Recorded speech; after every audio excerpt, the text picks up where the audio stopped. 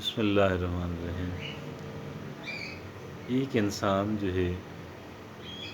اسے کس انداز کے اندر زندگی گزارنے کی کوشش کرنی چاہیے، کس انداز کے اندر زندگی گزارنی چاہیے، چند ایک باتیں ہیں جو میں آج آپ سے عرض کروں گا، اور میرے نزدیک ایک انسان کی زندگی کے اندر ان چیزوں کا ہونا،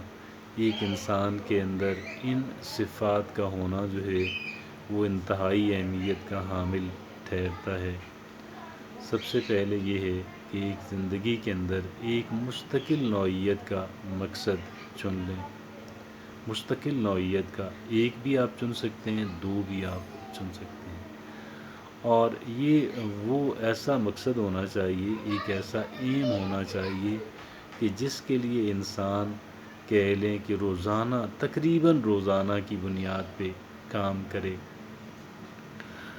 اور ایسا نہ ہو کہ محض ایک انسان جو ہے وہ دنیا داری جو ہے، یا محض ایک انسان کہہ لیں کہ جو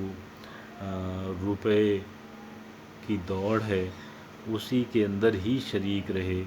اور ایک انسان اپنی انفلوئنس بڑھانے کی، اپنی پاپولیرٹی بڑھانے کی کوشش کرتا رہے۔ یہ بات درست نہیں ہے۔ زندگی کے اندر ایک مقصد ہونا، اعلیٰ مقصد ہونا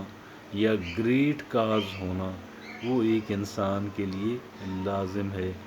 اور روزانہ اتنا اس کے اندر پھر ایک انسان کی جو اٹیچمنٹ ہے اس کے ساتھ وہ اس قدر ہو کہ ایک انسان اس کے لیے مسلسل کوشش کرتا رہے، اور کبھی یہ نہ ہو کہ اسے تھکاؤ یعنی بوریت بھی نہ ہو۔ اس قدر اس انسان کی اٹیچمنٹ جو ہے وہ اپنے مقصد کے ساتھ ہونی چاہیے۔ اور پھر یہ ہے کہ کسی کے خلاف ہمارے دلوں کے اندر گرج، بغض، کینہ، عناد نہیں ہونا چاہیے۔ اگر کسی نے کیا گڑبڑ کی، اللہ رب العزت پہ چھوڑ دیں، آپ اسے اگنور کر دیں، آپ اسے نظر انداز کر دیں، اپنے اعصاب کے اوپر بوجھ نہ ڈالیں، اپنے اعصاب کے اوپر بوجھ نہ ڈالیں۔ اور یہ جو ہوتا ہے ریٹیلیٹ کرنے کی جو خواہش ہے، بدلہ لینے کی جو خواہش ہے، یا اپنے بار بار اس کو یاد کر کے ایک تکلیف اور اذیت کے اندر مبتلا رہنا جو ہے، اس سے اپنے آپ کو آزادی دلا دیں۔ یہ بہت اہمیت کی حامل بات ہے۔ اس آزادی سے ایک انسان جو ہے، آپ کہہ لیں کہ اس کی جو زندگی ہے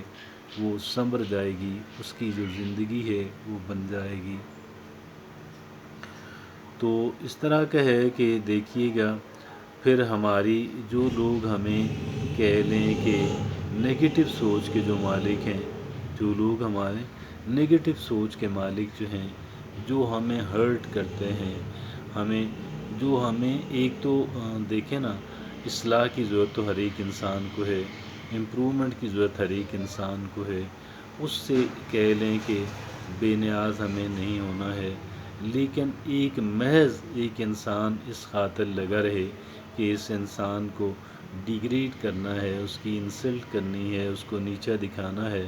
تو ایسے انسانوں سے جو گریز ہے وہی زیادہ بہتر حکمت عملی ہے۔ اور یہ وہ تین چیزیں ہیں کہ جن چیزوں کے بارے میں یہ سمجھتا ہوں کہ ہمیں کافی دھیان سے رہنا چاہیے۔ ان تین باتوں کا دھیان ہمیشہ اپنی زندگی کے اندر رکھا جائے۔ جزاک اللہ۔